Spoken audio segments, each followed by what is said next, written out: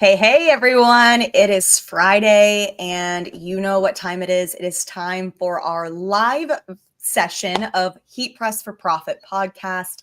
I'm Kelly Walters, and today we are talking about a topic that we really haven't spent a lot of time talking about, especially in this particular channel. So today we are discussing how garment decoration is changing the promotional products industry.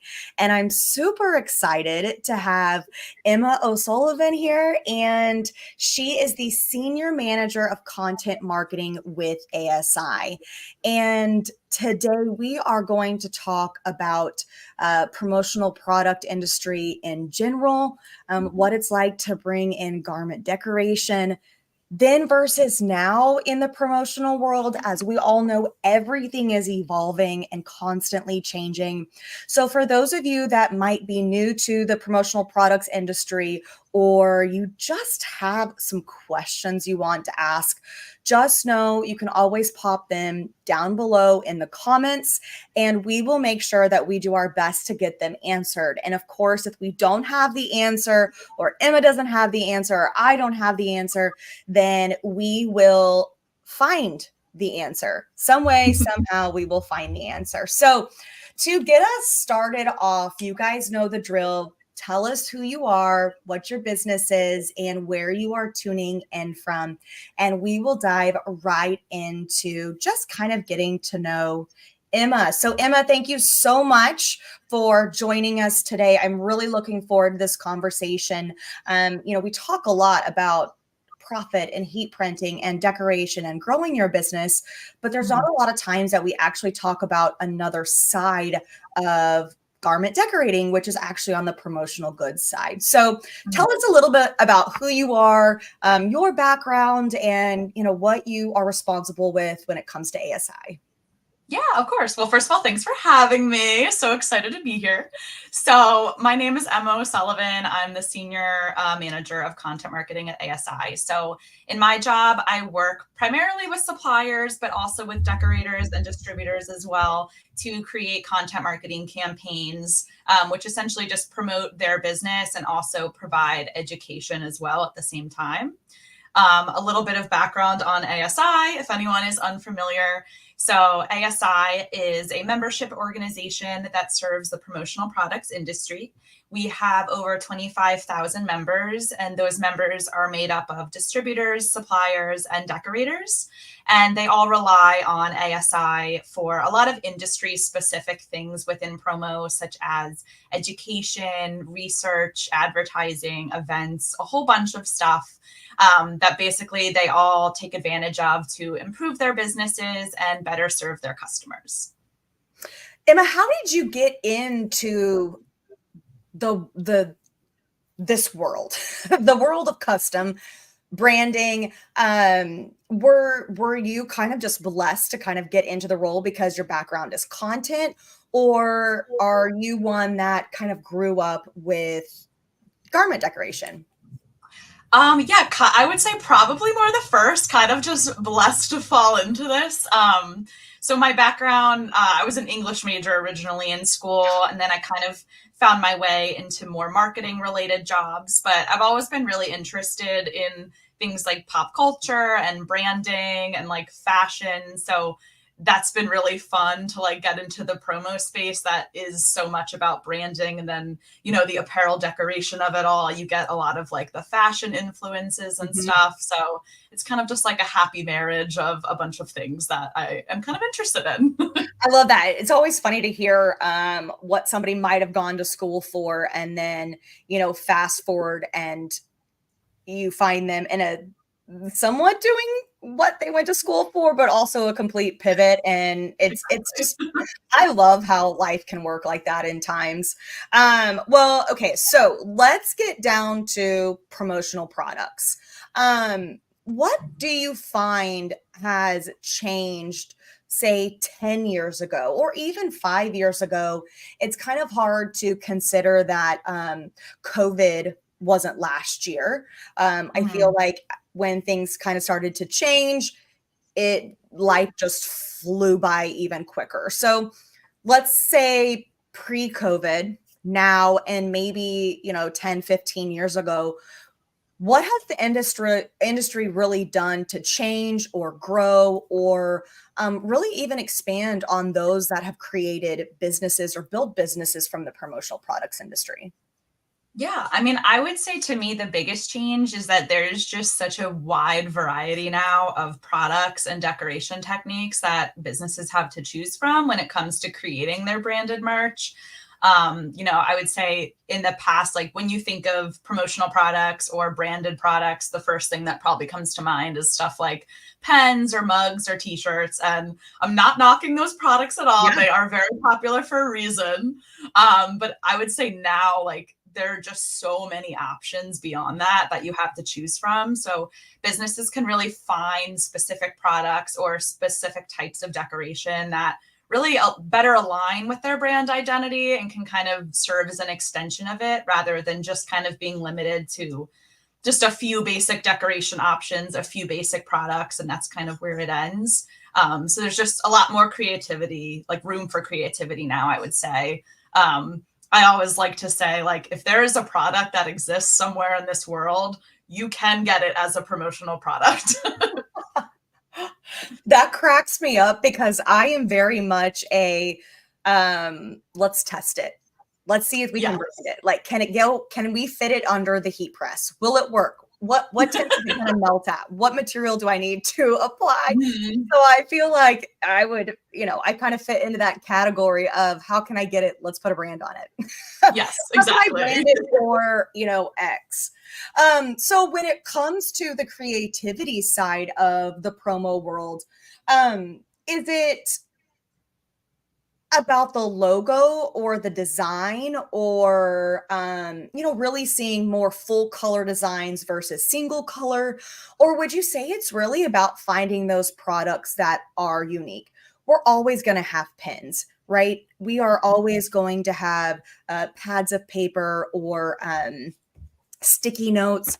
Those little things are always going to be branded forever and always. But because of finding things that people want to keep or hold on to, do you find that it goes really more towards the tech side when it comes to promotional products? Mm. Honestly, I think a lot of it just depends on the specific project and kind of what the desired outcome is, because sometimes there will be clients that are looking for something that is more subtle. And then there'll be times where you really want the full color decoration. You really want to make an impact and really reinforce your branding. Sure. So I think it's kind of like the time and place. Same with product. Like sometimes some of those tried and true products, like a pen or a mug or a t-shirt, are a great fit, that like they are really popular for a reason. And then maybe there's a different type of advertising campaign where you're looking for something that's going to shake things up a little bit and you want to provide end users with something that's kind of unexpected that maybe they didn't really, like we talked about pens and mugs, you think promo, but maybe they didn't realize this other type of product is also something that, you can use for branding. So I think it just depends a lot on the exact project and kind of what you're really trying to get out of it. I love the phrase shake things up because not all garment decoration businesses stay neutral or consistent, like the Mhm. left chest, the front placement, the full back. But there are a lot that, this is what we do it well, and we're going to keep it simple. But sometimes coming in and shaking it up, can just really add a whole other level of, demographics that might want to come to you and give you your business, as well as kind of putting your foot forward in terms of, you know what, we are experts in this industry and this is where we're seeing it go. Let's Mhm. try something different just to be a little bit more unique. So I think Exactly. that's a great way of putting something different into terms of just saying, just shake it up, because it doesn't always Mhm. have to be cookie cutter. Exactly. And I think especially if you're trying to kind of help your business stand out from maybe your specific kind of industry or, whatever is very competitive and you want to kind of separate yourself from the pack, choosing really unique products or decoration techniques or decoration locations, like you just mentioned, are all Yeah. really good ways to kind of differentiate a business. Now, when it comes to the promo world and garment decoration, what are we seeing or what are you seeing that is really allowing people to decide to bring decoration in-house, or are they still wanting to kind of be a middleman and keep that, have those relationships where they're outsourcing? With heat printing, all you need is a press, right? And it takes up Mhm. such a small square footage in an office. Like, it could essentially be a cubicle that this press lives in. What are Yeah. you seeing out there? Are more promotional products companies actually bringing in garment decoration? Yeah, so we actually are seeing an increase in distributors that are starting to offer decoration as well. And this is especially true we've seen for small to medium sized businesses. Okay. And I think there's a couple reasons for this. One, I think, distributors are looking for ways that they can provide more value to their clients. So one way to accomplish that is by adding a new service to their wheelhouse and being able to fulfill a new need for their client base. But then the other piece of that is kind of what you just said. Businesses like stalls are now offering types of decoration that are just so much more accessible, beginner friendly. They don't Sure. require, a ton of investment up front. They don't require really, tons of years of experience to get started. So it kind of removes that barrier to entry for people that may have been hesitant to take it on in the past because it seemed like it was, too much money, too much time, too much space. Yeah. Whereas now, some of those things don't apply anymore. So it's a little easier to be like, hey, I'm going to try this out and see if it's a good fit for my business. Right. And it's not to bring in like the resale value or reselling equipment, but it's so much easier. If that's not for you, you tried, you brought it in, and you Mhm. just love taking those orders and finding somebody to fulfill them for you. That's such Mhm. an easy way to turn around and recoup a small amount of money that you invested into it. Um, and then you can kind of just wash your hands. You don't have to worry about anything else, but it's so, so, so easy to learn. And I know Mhm. that from my experience, a lot of the education that I do or customers that I come in contact with, they're not necessarily in the promo world. They'll do water bottles and they'll have resources to do, smaller Yeah. promo items, but their core business isn't promo. So I don't really get to see the other side of it, to where promo is becoming more in the world of garment decoration, where garment decoration could also start to encompass more of the promo side of things. So it is interesting how they Yeah, are very, very similar, but also, kind of each their own. exactly. Yeah. Guys, thank you so much for tuning in. I'm seeing Darren and Craig and Brandy, and of course, 206 Fresh City and Angelica, Benjamin, Nestor. Thank you guys so much for tuning in live with us. If you have any questions for myself or Emma in terms of garment decoration or the promotional products world, please feel free to comment them down below so we can get them answered for you. So let's just keep going on. And Debbie says, "Hello, ladies." Hi, Debbie. Hi, Uh, Debbie. so we talked a little bit about how the promo industry has changed over the last 10 years. We've talked about how easy it is, or kind of what you see the promo world incorporating garment decoration in-house versus out-house. Where do you Mhm. think the economy is going in terms of buying habits and adjusting? And we have seen a huge, huge push for recycled goods, recycled Mhm. materials, reducing waste, anything eco-friendly. So when it comes to the promo world, are we seeing a trend in that as well? Are you seeing, adjustments in buying habits? Yeah, absolutely. So to touch on the first part with the economy, I'm sure it's not a surprise to anyone with some of the price increases we've all been dealing with. That definitely, has affected promo as well. So I would say businesses are looking for more cost-effective types of products and decoration methods. They don't want to eliminate branded products from their advertising strategy, but they're looking for ways to get a little bit more bang for their buck. On the sustainability piece of it, 100% yes. We've been Mm. seeing a big increase in interest for sustainability for a couple of years now. I don't think it's going away. I think just consumers and buyers in general are just a lot more aware of sustainability now. There's more, people care more about knowing that they're not contributing to a lot of waste, that they're not harming the planet. They want to know things were made responsibly.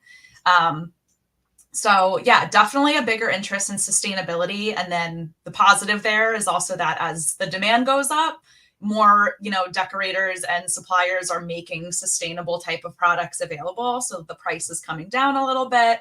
So eco-friendly doesn't have to be super expensive anymore. Whereas before, maybe there Yeah, kind of was that idea that you're going to be spending a lot more if you're getting something sustainable. I'm not saying that it's a completely, for fair sure. comparison, but Yep. I would say that difference isn't as high as it once was. And then one other thing that I think has been a good factor in contributing to sustainability and promo is some technology advancements. So things like being able to design or order online. That way, businesses can know exactly the piece count for their project. If we're talking apparel, they can figure out the exact sizing that's needed. So a lot of times, a distributor or a decorator isn't going to have to take on so much inventory and then be left with a lot of excess waste. Now they can kind of get exactly what they're looking for, fulfill, that exact project, and there's not all this extra product or, extra decoration material left over. Which also goes right back into buying habits because I'll never forget somebody telling me, like, anytime you see a blank garment or a garment sitting on a shelf, that's just money sitting. It's not moving, Mhm. it's not being sold, it's not going back into your account. It is literally money taking a nap. So Yeah. it benefits nobody. On top of that, it's taking up space. Mhm. So when it comes to waste, now you've got pieces that are just sitting there waiting to be loved by somebody. Yeah. Second, you put money, or somebody has spent money on something that is just taking a nap. And then third, if you're reevaluating if you need more space, do you really need more space, or are you holding on to things that don't really serve a purpose, or they're not providing value for you Yeah. anymore? And another thing that Jenna and myself have kind of educated on a little bit in terms of product decoration is really making sure that you're finding a product that people want. It's not Yeah. just about the budget, right? So when you're looking at, yes, I only have this budget, I need to be eco-friendly, I need to be cost effective. Okay, great. Here's where we need to stay in terms of category, but let's not just fill that void with a product. Let's actually Mhm. make sure that it's making sense for the customer. It's on trend, and trend doesn't have to be trendy, Mhm. like everybody's wearing crop tops and baggy jeans. If that's not you, that doesn't have to be on trend, but understanding the brands that you do like, what is in their trend lineup. Mhm. So I think that's just something to keep in mind, whether it's a hard good or a soft good. Yes, you might have a budget, but really, really try to dive deep into the product that you can provide. Make it make sense, not Mhm. just, tick that box of we got that order, because, like, I want to wear things. I don't want to just wear it Yeah. once and be done. I'm a pin snob. And if you have a certain name on a pin, I don't care. I'm going to keep it, and I am going to use that pin.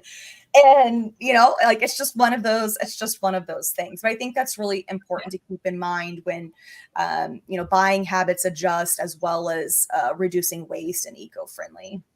Yeah, Um, and I think, like, going off of what you said too, like, not yeah. even just what makes sense for the business, but also really understanding the consumer group that you're trying to target and really understanding their interests and what types of products are going to resonate with them. Yeah, like that's really a huge key to being successful. Yeah, you can have orders left and right. You can have a constant turn of new business. But when you can really understand, what somebody is wanting to do or achieve, especially if it's that particular customer, then you've not only built a great experience, but you have built a relationship with that customer. Totally. Um, Craig said, if I can get it to pop up. Craig, I can't get it to pop up. Oh, I see Craig. Craig says, I keep a very small amount of inventory on hand. I try to do items as a pre-order and in a set time period and order as needed. So that's great. I mean, small inventory, it is great to be able to do kind of print on demand. So if you need to go grab that item, go grab that item. And then like he's saying, making sure that they do items as pre-order in a set time period versus having a whole bunch of stock. And then, it just kind of sits there. Okay, Emma, what do you see in terms of the future for custom printing? Apparel, soft goods, hard goods, accessories, any type of printing trends? Yeah, I mean, my short answer is kind of all the above. Sort of like what I said earlier, I think a lot just depends on the specifics of the business that is creating the promo product, what their audience prefers, what their desired outcomes are. But I can share some insights from ASI's 2023 State of the Industry report, which is a really awesome report if you're interested in checking it out. There's a ton of really good info in there on kind of what are the latest updates, kind of like just a general pulse check on the promo industry. So looking at product, we'll start with apparel. Apparel is the top promo category. It has been for a very long time. I don't really think that's changing anytime soon. T-shirts in general are the top product, which I think makes a lot of sense why they're not that expensive. They have mass appeal. Everyone really appreciates getting a t-shirt. You really feel like you got something of value when you get a shirt from a company. So t-shirts still number one. Looking at other soft goods, particularly wearables, we're seeing an uptick in popularity for hats and bags. Hats in particular, I feel like have had a little bit of a trendy renaissance lately, with some styles like dad caps, quote unquote, or bucket hats were really trendy a year or so ago. So I think with those becoming really popular retail accessories, you also then see that trickle over into the promo space. So seeing more interest there. Bags have totally been popular for a while. They're a very tried and true product as well. But with many states putting in place plastic bag bans, you see reusable bags becoming more of a popular buy because they've really become shopping essentials. I know I live in New Jersey, so we have plastic bag bans over here. And I cannot tell you how many times I have gone to the store and I realize I left my bag at home. I left it in the car. I'm too lazy to go get it. And then you can either buy a bag in the store, a reusable bag, or you can just kind of throw all your groceries in the trunk of your car and hope they survive the journey, So there's a whole new appreciation now, I think, for the reusable tote bag, if you're in a state that has those plastic bag bans. Continuing on with soft goods, some event textile products like flags and banners are becoming more popular again. And I think that's directly related to events kind of kicking back into high gear after a big lull, obviously during the pandemic, and then even the post-pandemic years as things kind of slowly rose back to, the amount of events that we're used to seeing. I would expect products like that to continue. I just saw Craig chimed in too, Jersey boy here, and the bags kill me every time. I hear you, Craig. I'm right there with you.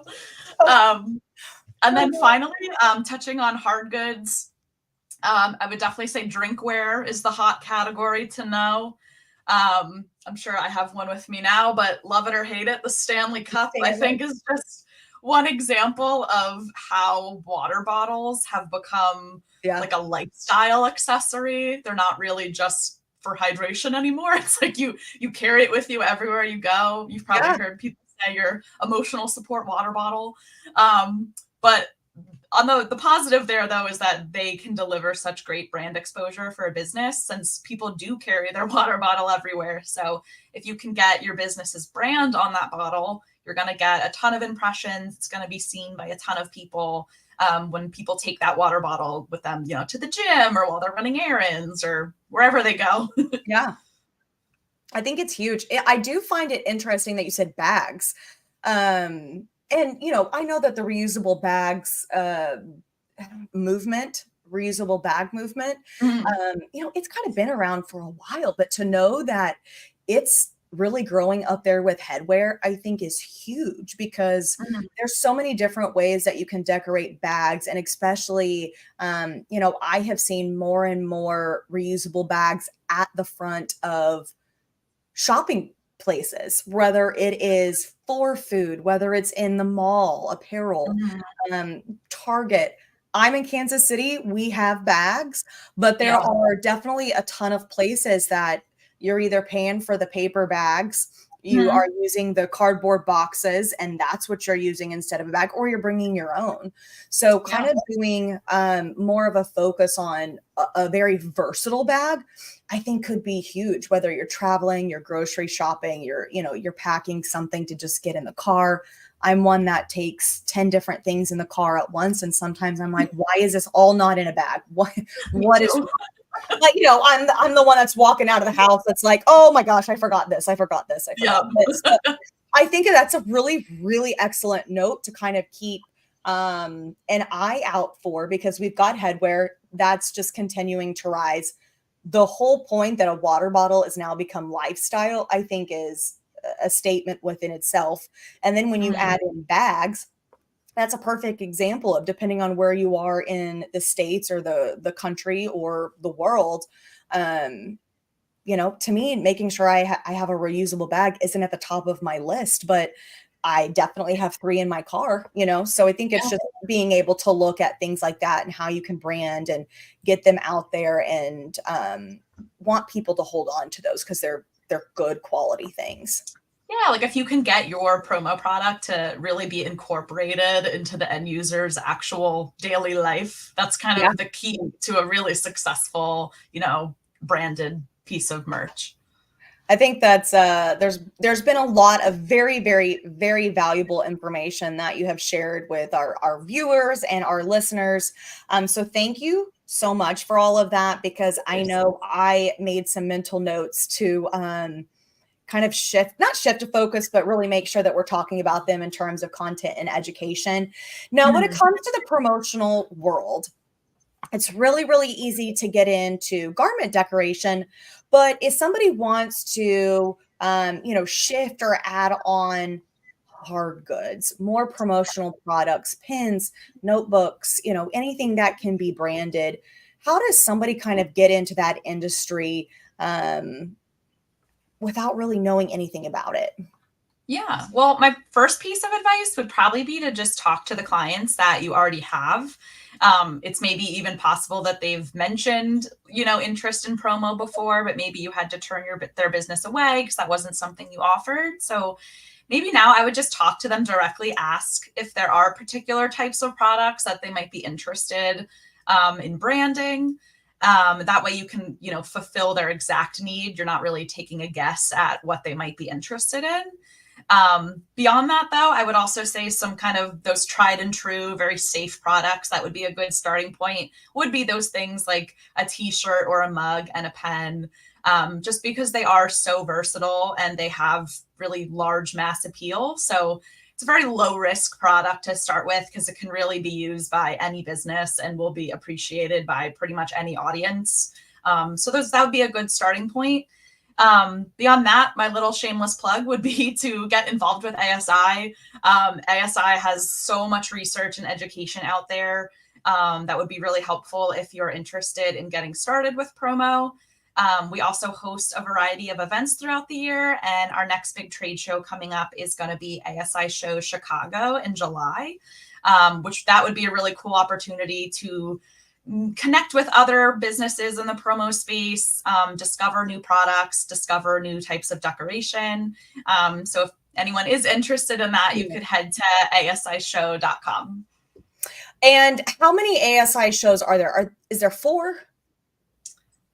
3 or 4? 3 or I'll have to 4? double check I know that. there's more than 2.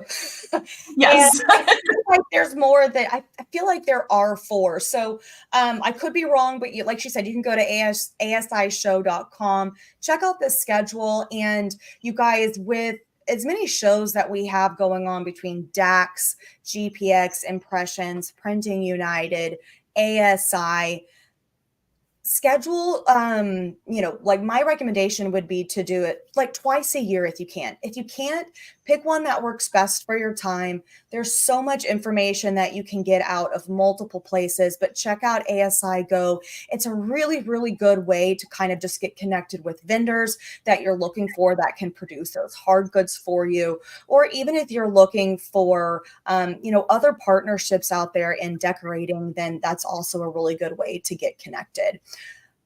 Thank you so much, Emma. You have been a delight. Also, you do a podcast as well. I do. So we do sponsored podcasts for ASI members. So they cover a very wide variety of topics, kind of depending on the business that we're speaking to that day. But if you were interested in checking some of those out, you could go to asicentral.com and just search for podcasts. There's some that I host that are partnerships with ASI members, but our editorial team also hosts podcasts as well. So again, just a ton of info out there if you are interested in checking any of them out and learning some more. I love it. Well, thank you so much for being on our Heat Press for Profit podcast. You guys show some love to Emma. She did a fantastic job and is a wealth of knowledge. I know we will do this again, and I really hope that I get to see you soon. Yeah, thank you so much for having me. It's been a blast. You're welcome. Thanks, guys. See you later. Bye, everyone.